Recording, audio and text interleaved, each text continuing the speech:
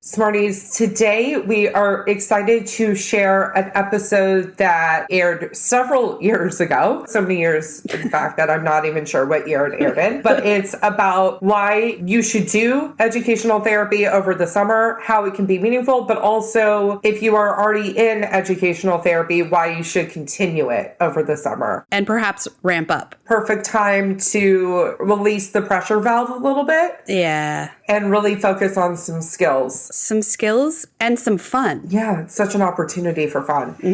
At Kapp Educational Therapy Group, we are actually offering summer intensives this summer, which are 4 days in a row of sessions. You'll be matched with clinician based off their availability and what they're working on. You do not have to be a current client to participate. And all of those offerings will be sent out in the email that you should have gotten in your inbox this morning. So if you're not on our email list, go ahead and go to www.learnsmarterpodcast.com and sign up for our email list to keep in touch with us. Yeah, that sounds good. So if you are thinking about educational therapy and you've been putting it off, please start. And if it is something that you're currently doing, please consider making the fall better for everybody involved by continuing over the summer. So take a listen to this episode and let us know if you have any questions. We'll talk soon.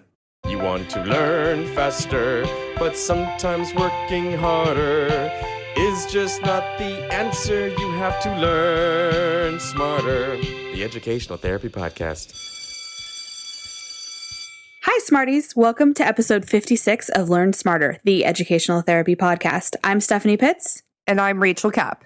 And it's summertime. Woo! Before we get into that stuff, I have to ask you, what's with the hair twirling? I don't know.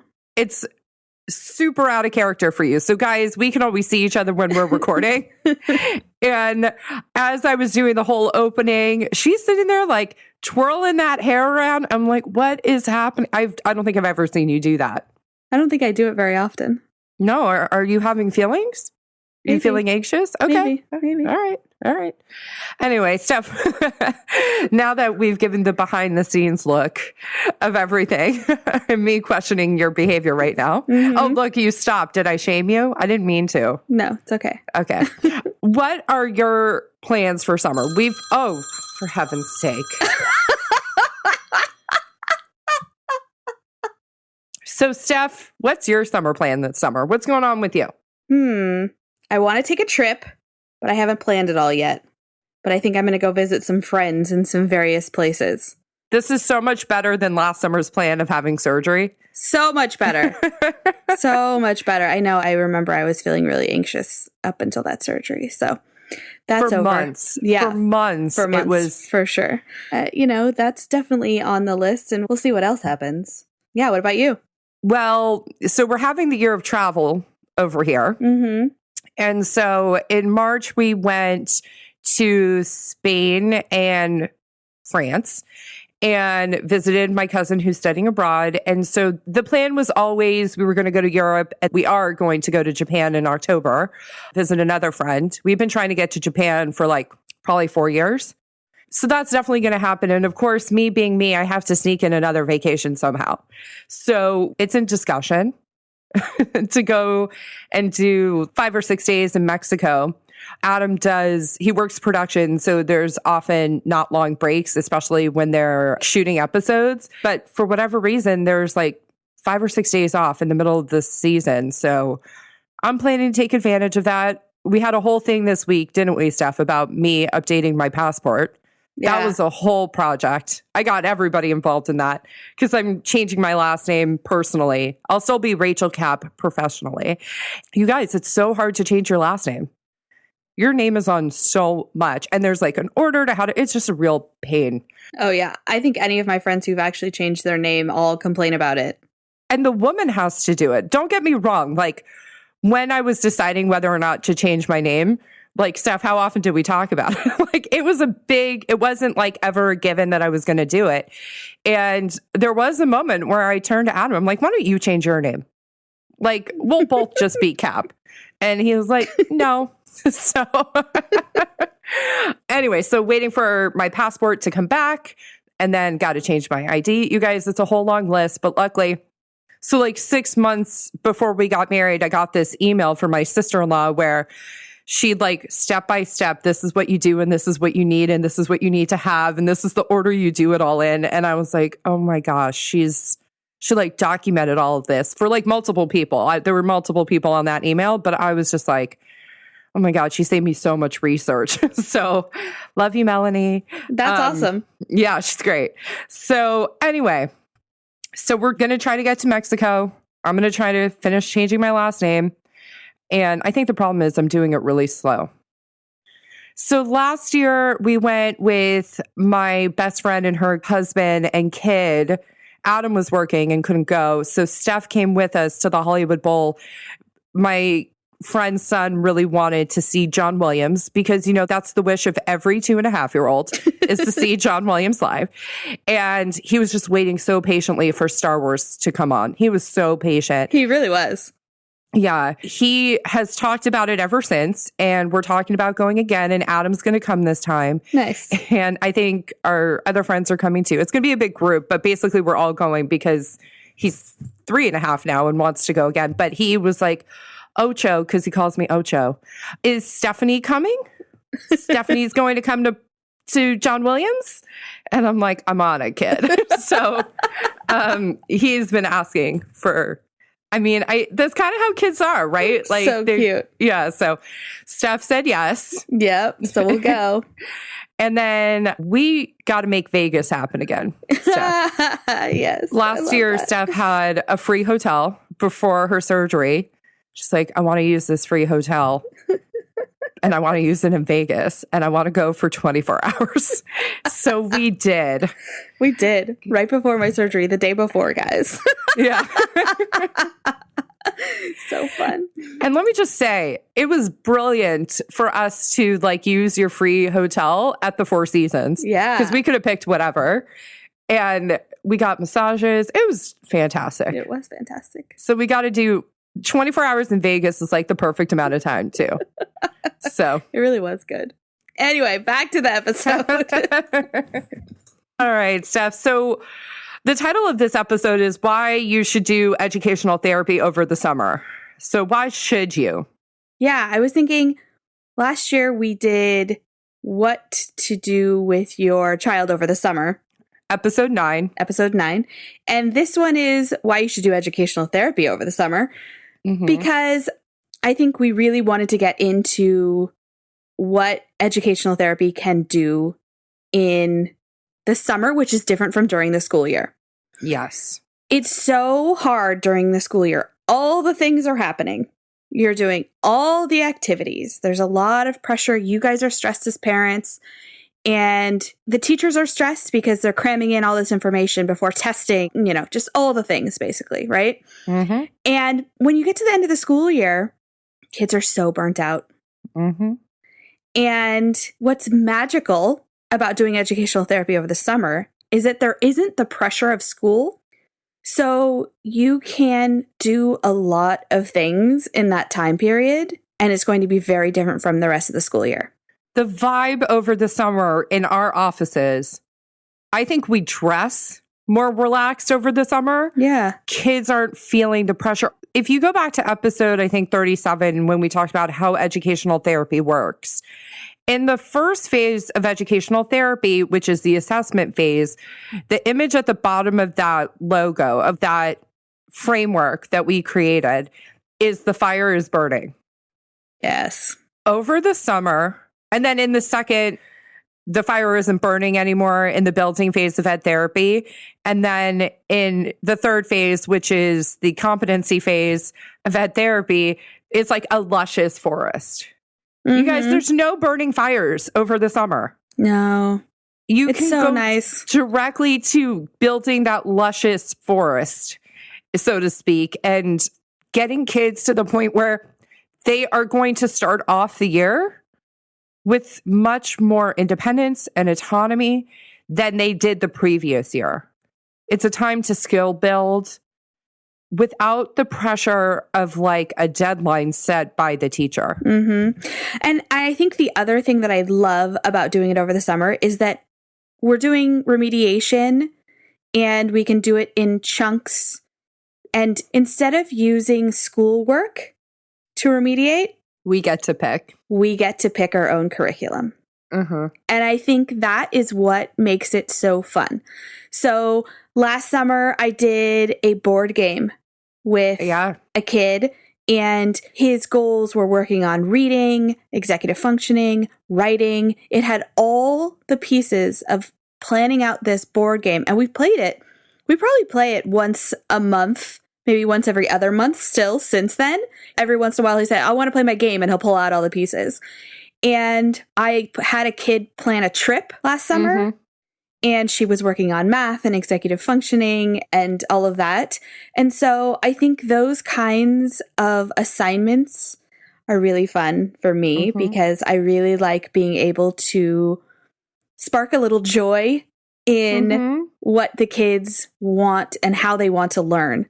It's fun for them too. They come in and get excited to, pull out their stuff the minute they walk in to work on whatever it is we're working on. And that's so fun. I love that. I love the schedule of summer. So usually we mostly see clients from like 2:30 on in the day, which is great because for me, I'm not a morning person. My joke is I don't function before 11. And that's only a half joke, guys. We don't record before 11. I don't do meetings before 11. That's kind of the luxury of this life that I have going right now. And I'm well aware of it because when my friends are at work and I'm like, I'm still in pajamas, it's, Yeah, or you have kids. Or they have kids and yeah. So we're pretty we're meeting this kid at this time on this day. And over the summer, because kids are coming in and out, they're doing different things. They're going on trips. They're at camps. We can go 3 weeks without seeing a kid and then see them for a week. And we get so much done in that week. It's fun for me because every day is really different and I like it. I also work fewer days. I cram more into fewer days because Adam and I have decided that Mondays are going to be beach Mondays because he gets a lot of Mondays off in his production schedule and nobody's at the beach on Mondays. So it's more fluid for us too and not having that pressure. But a big part of our job is communicating with other professionals on the team. There's no one to communicate with over the summer, right? Yeah, it's a lot less. It alleviates that kind of energy in our lives. And so the other reason you want to consider doing educational therapy over the summer is because you'll be guaranteed, most likely, to be on somebody's schedule for the fall. We all get really busy in the fall. And so being with us over the summer, the way I kind of do it is like whoever was on my schedule at the end of spring, and then I go to who came into the practice over the summer, and then it's new people, newer clients, right? Because if I've already started a relationship with somebody, that matters, right? It definitely matters. So there's an advantage there, and you can have that conversation about what the fall schedule is going to look like, especially if you already know. At the end of the school year, teachers often will give you feedback on things that your student or your learner can work on over the summer. So we have this kind of guidelines, and we all know, right? Yeah. And, I think that it's important I was talking to a parent about it yesterday, actually. I think it's important to remember that you are maintaining some skills. Yeah. And they might look a little different on how we're maintaining them, but we're still maintaining them. For instance, a kid that I'm seeing in math for math remediation, if there's big breaks between when I don't see her, I constantly have to revisit the ideas in order to get them to stick. And so if there's a long period of time where I don't see her, then we have to back up and I have to go back further because it hasn't stuck and I have to keep working on it. So sometimes it's just about maintaining a little bit. They're traveling a lot over the summer, so I might do a Zoom call or I might see them when they're in town, and that's okay because we're having the check-ins and being aware. Because I really like to talk to the kids about being aware of what they are struggling with or what they feel like they've forgotten and need to revisit. So I think that's a really important thing. The other thing is that I've had feedback from parents that have continued with educational therapy over the summer, and they have told me that it made the transition back to school so much easier for everyone. Mm-hmm. So it was the parents, for the kid, for the teachers who didn't know the kid, but it was just an easier way to transition into the next year. And especially if it's a major transitional year, you hear us talk about this all the time. So if it's changing schools, changing between elementary and middle and high school and college, all of those things are really great to use that as a jumping off point to know that in the fall, it'll just make everything easier. I couldn't agree more. I've had, as we're like sitting and talking about this, I've had 2 conversations with parents about kind of what the summer plan is. I've had several conversations, but these 2 struck me as interesting. The first was with a parent whose child is going away to camp for a month, and then she has like a week in LA, and then they're going on vacation. And I said, I want to see her in that week. Mm-hmm. Let's make it happen in that week, which is like mid-July, let's say. And then coming back into the school year to pick it up, maybe see her a little more frequently during like the 2-3 weeks prior to school starting. And she's like, is it really worth that week in the middle of summer? And I was like, yes. Mm-hmm. What this kid is working on, she happens to be working on math. She happens to be working on mindset around math. And for her, coming back into it and having a moment where she has to reckon with the math, for lack of a better term, will continue to build our goals. If we let her just have 7 or 8 weeks where she doesn't have to deal with it, it's going to be rough. Yeah. And the feelings are going to be big. Yeah. And we're going to regress a little bit, but we're not going to go back to where we were 2 years ago, if that makes sense. Yeah, it totally makes sense. And it's so true because just those check-ins, it's just like going to get your physical, right? You have to go yearly. Even if you're feeling great, you should still go check in, make sure things are working properly, and then you have some more time before you have to go back. Absolutely. And it's something that we talk about. Memory is constantly revisiting the same information over a long period of time. So it will reinforce all the wins that she had this coming year and kind of set the stage for what's going on next year. The second conversation that I had was with a family of a high school student who really needs to spend some time developing his own plan for the writing process. What works for him in pre-writing? Which, by the way, reading comprehension is included in pre-writing. What works for him in the brain dump of the first draft or the outline or getting his thoughts on, like, there's so many different strategies that we could implement for all that. And if you're interested in hearing some of our writing strategies, we will link those episodes in the show notes as well. But summer's a really beautiful time to select a book that feels interesting to the student and to throw some spaghetti at the wall and see what works and what doesn't work without the pressure of a deadline. And this student is a rising senior. So, those college essays are coming up and we might be doing some of that, which does have a deadline, but it doesn't have a looming deadline, right? Sometimes we feel like we don't have enough time in ed therapy, and summer gives us the luxury of time. It really does. I see students for longer periods of time, sometimes like for 1.5 sessions or double sessions. There's so much that we can accomplish with ed therapy over the summer. So Smarties, we hope that you took something away from listening to us talk about why you should do educational therapy over the summer. And if you're a parent, I hope that you and your learners can, listen to episode 9 and do something together. If not, we really do encourage you to continue working with whomever you're working with over the summer.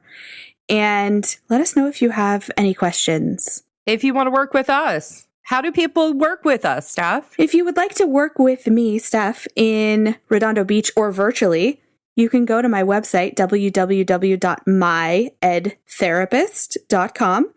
Or if you'd like to work with Rach in Beverly Hills or virtually, you can go to her website for Kapp Educational Therapy Group, and it's www.kappedtherapy.com. Yes. And we both have it set up that you sign up for a phone call on our websites, and then we will call you. Somebody will call you and get that process going for you all. We both do virtual sessions, and we both have teams that are a little more specialized as well, either educational therapists or learning specialists or content area specialists working for us and as a part of our work families. So we're ready to serve, and we're ready to partner, and we're ready to make the next school year a real joy for everybody involved. For sure. Right? Yeah. And just have fun and learn and love learning. And learning smarter. Yeah. Learn smarter. The Educational Therapy Podcast. Amazing. Have a great week, Smarties. Have a great week, Smarties.